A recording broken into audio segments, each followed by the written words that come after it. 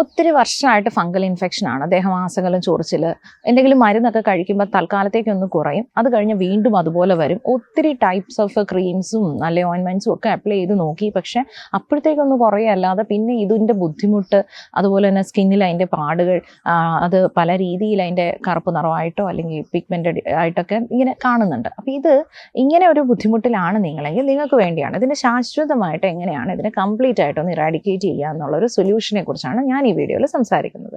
ഞാൻ ഡോക്ടർ റോഷ്നി.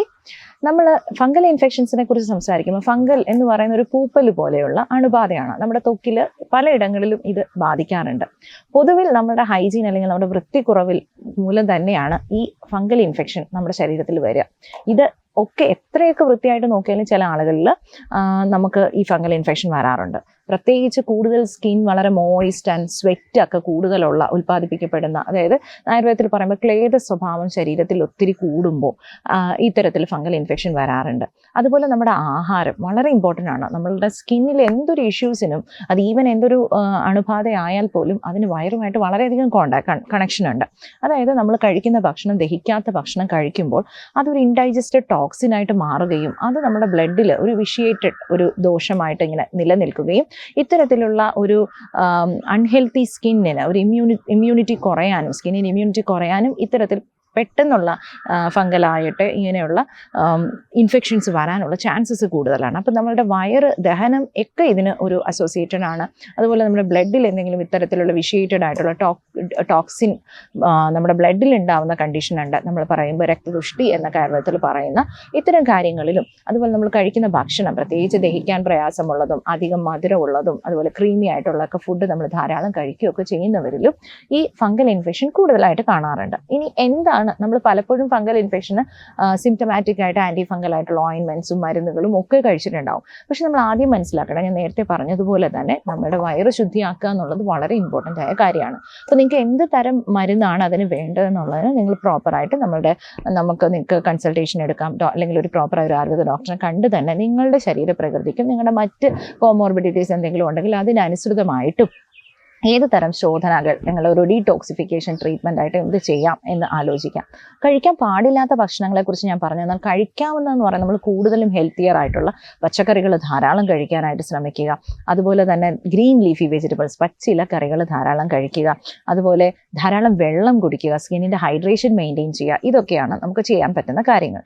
ഇനി നമ്മൾ എപ്പോഴും ഒരു താൽക്കാലിക ശമനം എന്നതിന് ഉപരി ഇപ്പോഴും നമുക്കറിയാം, നമ്മളൊരു ഫംഗൽ അല്ലെങ്കിൽ ഒരു പൂപ്പൽ, അല്ലെങ്കിൽ നമ്മൾ പറയാം മഴക്കാലം വരുമ്പോൾ കൂണ് വരികയും പിന്നീട് ആ കാലാവസ്ഥ മാറുമ്പോൾ ഈ കൂണ് പോവുകയും ചെയ്യുന്ന കാണാം. അപ്പോൾ അനുകൂലമായ കാലാവസ്ഥ വരുമ്പോൾ ഈ കൂൺ എങ്ങനെയാണോ മുളച്ചു പോകുന്നത്, അതുപോലെ തന്നെയാണ് നമ്മുടെ ശരീരത്തിൽ അനുകൂലമായ കാലാവസ്ഥകൾ വരുമ്പോൾ, അതായത് പ്രത്യേകിച്ച് നമ്മുടെ ശരീരം കൂടുതൽ വിയർക്കുകയും മറ്റു കാര്യങ്ങളും ഒക്കെ വരുമ്പോഴാണ് ഈ ഫംഗൽ ഇൻഫെക്ഷൻ കൂടുതലായിട്ട് പ്രോണായിട്ട് വരിക. അപ്പം നമ്മൾ കൂടുതൽ നമ്മുടെ ഹൈജീൻ, രാവിലെയും വൈകുന്നേരം കുളിക്കുക, കൂടുതൽ സ്കിന്നിൽ നമ്മൾ ഏറ്റവും കൂടുതൽ കോട്ടൺ ഡ്രസ്സ് ധരിക്കാനായിട്ട്, അതുപോലെ 2 നേരം നമ്മളുടെ ഇന്നേഴ്സ് ആയാലും ഒക്കെ മാറ്റാനായിട്ട് ശ്രമിക്കുക, വെയിലത്ത് ഉണക്കിയിടുക, ഈർപ്പമുള്ള വസ്ത്രങ്ങൾ ധരിക്കാണ്ടിരിക്കുക, ഇത്തരം കാര്യങ്ങൾ ശ്രദ്ധിക്കുക.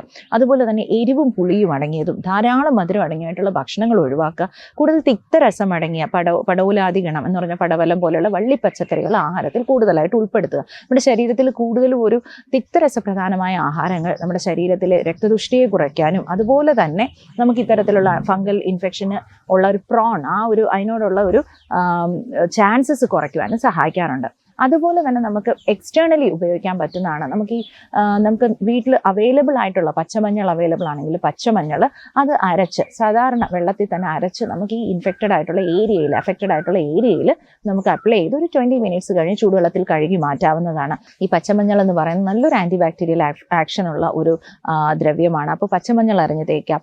അതുപോലെ തന്നെ നിങ്ങൾക്ക് അവൈലബിൾ ആണ് എന്നുണ്ടെങ്കിൽ നമ്മൾ ഉങ്ങെന്ന് പറയുന്ന ഒരു പ്ലാന്റ് ഉണ്ട്. ഉങ്ങിൻ്റെ തളിരില അരച്ച് പുരട്ടുന്നതും ഇത്തരത്തിലുള്ള ഇൻഫ്ലെയിംഡ് ആയിട്ടുള്ള അല്ലെങ്കിൽ വളരെ അഫക്റ്റഡ് ആയിട്ടിരിക്കുന്ന ഏരിയയിൽ നമ്മൾ അപ്ലൈ ചെയ്ത് ഒരു 20 മിനിറ്റ്സ് കഴിഞ്ഞ് കഴുകി കളയുന്നത് ഇതുപോലെ തന്നെ ചൊറിച്ചിൽ കുറയുവാനും അതിൻ്റെ ഇൻഫെക്ഷൻ്റെ റേറ്റ് കുറയ്ക്കുവാനൊക്കെ സഹായിക്കും. ഇനി ഇത് ഒന്നൊരു സമാധാനമായാലും നമ്മളൊരു 1 ഇയറോളം നമ്മൾ ഈ പറഞ്ഞ രീതിയിലുള്ള ജീവിതചര്യ നമ്മൾ കണ്ടിന്യൂ ചെയ്യണം. അതുപോലെ തന്നെ നമുക്ക് ഈ ആര്യവേപ്പിൻ്റെ ഇല, അതുപോലെ പച്ചമഞ്ഞൾ, അല്ലെങ്കിൽ നേരത്തെ പറഞ്ഞ പോലെ ഉങ്ങിൻ്റെ ഇലയൊക്കെ ഇട്ടിട്ട് വെള്ളം തിളപ്പിച്ച് നമ്മൾ പ്രസവശേഷം വെള്ളത്തിൽ കുളിക്കുന്നത് പോലെ 1 വർഷക്കാലം നമ്മൾ ഇതേ വെള്ളത്തിൽ നമ്മൾ കുളിക്കാനായിട്ട് അത് നമ്മൾ വെള്ളം തിളപ്പിച്ചിട്ട് അതൊന്ന് ആറിയതിനു ശേഷം ആ വെള്ളത്തിൽ കുളിക്കാനായിട്ട് നിങ്ങൾ ശ്രദ്ധിക്കുക.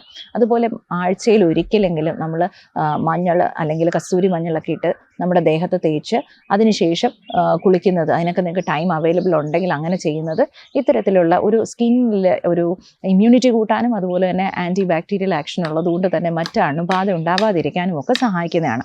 ഇനി ഇതിനോടൊപ്പം നമുക്ക് ഉള്ളിലേക്ക് ഒരു ഡീടോക്സ് ഡ്രിങ്ക് പോലെ എന്ത് ചെയ്യാം എന്ന് ചോദിച്ചാൽ, ഏറ്റവും ഒരു നല്ല രീതിയിൽ നമുക്ക് എളുപ്പമായിട്ട് നമുക്ക് അവൈലബിൾ ആയ ഒരു കാര്യം ഞാൻ പറഞ്ഞു തരാം. ത്രിഫല അല്ലെങ്കിൽ കടുക്ക, നെല്ലിക്ക, താനിക്ക എന്നീ പറയുന്ന ത്രിഫലയുടെ ഉപയോഗം. ത്രിഫല ഒരു നാച്ചുറൽ റിജുവിനേറ്റർ ആണ്, അതായത് രസായന മരുന്നുകളിൽ ഒന്നാണ്. നമ്മുടെ ഹെൽത്തിനെ പ്രൊമോട്ട് ചെയ്യുന്ന, ഇമ്മ്യൂണിറ്റിയെ പ്രൊമോട്ട് ചെയ്യുന്ന ഒരു ദ്രവ്യമാണ്. അതുപോലെ തന്നെ ഇതിന് ശരീരത്തിലെ ആ ക്ലേദത്വം അല്ലെങ്കിൽ ആ മോയിസ്റ്റ് സ്വെറ്റ് ഒക്കെ പ്രൊഡ്യൂസ് ചെയ്യുന്നത്, ഓവർ പ്രൊഡക്ഷൻ ഒക്കെ കുറയ്ക്കാനായിട്ട് സഹായിക്കുന്നതാണ്. അതുപോലെ തന്നെ നമുക്കൊരു ഈ ഇൻഫെക്ഷനെ ഒരു പരിധി വരെ പ്രിവെൻറ്റ് ചെയ്യാനും ഇമ്മ്യൂണിറ്റിയെ ബൂസ്റ്റപ്പ് ചെയ്യാനും ഒക്കെ ഹെൽപ്പ് ചെയ്യുന്ന ഒരു ദ്രവ്യമാണ് ത്രിഫല. ഇനി ഇത് എങ്ങനെ ഉപയോഗിക്കണമെന്ന് ചോദിച്ചാൽ, ത്രിഫല കഷായം വെച്ച് കഴിക്കാം, അല്ലെങ്കിൽ തേനിൽ ചാലിച്ച് കഴിക്കാം. അത് ഏത് മോഡ് ഓഫ് കൺസംഷനാണ് നിങ്ങൾക്ക് പറ്റുന്നത് എന്നതിന് നിങ്ങൾ തീർച്ചയായും ഒരു ഡോക്ടറിനെ കണ്ട് നിങ്ങൾക്ക് ഏത് രീതിയിൽ എത്ര ഡോസ്, ഇത് ശരിക്കും നിങ്ങളുടെ സ്കിന്നിൻ്റെ ഹെൽത്തിനെയും സ്കിന്നിൻ്റെ ടെക്സ്ചറിനെയും അതുപോലെ തന്നെ പ്രീമെച്യൂറായിട്ട് നിങ്ങളുടെ സ്കിന്നിനുണ്ടാകുന്ന റിങ്കിൾസിനെയൊക്കെ മാറ്റാനും ഒക്കെ സഹായിക്കുന്ന ഒരു രസായന ദ്രവ്യം കൂടിയാണ്. അപ്പം കണ്ടിന്യൂസ് ആയിട്ട് നമ്മൾ ഈ പറഞ്ഞ കാര്യങ്ങൾ ശ്രദ്ധിച്ചുകൊണ്ട് ഒരു 1 ഇയർ നമ്മൾ കറക്റ്റായിട്ട് ഫോളോ ചെയ്യുകയാണെങ്കിൽ നിങ്ങളുടെ ശരീരത്തിൽ നിങ്ങൾ അനുഭവിച്ചുകൊണ്ടിരിക്കുന്ന ഈ ഫംഗൽ ഇൻഫെക്ഷൻ, റെക്കറൻ്റ് ആയിട്ടുള്ള ഈ ഫംഗൽ ഇൻഫെക്ഷനിൽ നിന്ന് നിങ്ങൾക്ക് കംപ്ലീറ്റ് ആയിട്ട് തന്നെ മുക്തി നേടാവുന്നതാണ്.